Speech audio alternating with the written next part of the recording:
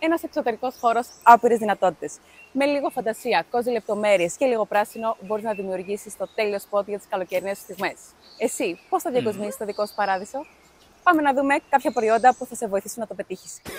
Αρχικά, σίγουρα θα χρειαστείς ένα τραπέζι με καρέκλες. Και για να αποφύγεις τον πολύ τον ήλιο, μπορείς να πάρεις μια ομπρέλα, ένα κιόσκι, ακόμα και ένα πανί σκίασης. Μπορείς να διακοσμήσεις τον χώρο σου με μια διακοσμητική φιλοσιά, η οποία βγαίνει και σε διάφορα σχέδια, με μια καλαμωτή ή ακόμα και με έναν πλαστικό φράχτη. Για μια πιο ωραία ατμόσφαιρα θα μπορείς να προσθέσεις φωτισμό με ηλιακά φαναράκια ή καρφωτά φαναράκια κήπου. Για να κάνεις πιο εντυπωσιακό το χώρο σου, μπορείς να πάρεις όμορφες γλάστρες για τα φυτά σου, αλλά μπορείς επιπλέον να πάρεις και ψεύτικα φυτά για τις γλάστρες σου. Και επειδή σπίτι χωρίς barbecue δεν γίνεται, διαθέτουμε τεράστια ποικιλία για την αρεσκιά σου σε ψισταριές καρβούνου και υγραερίου.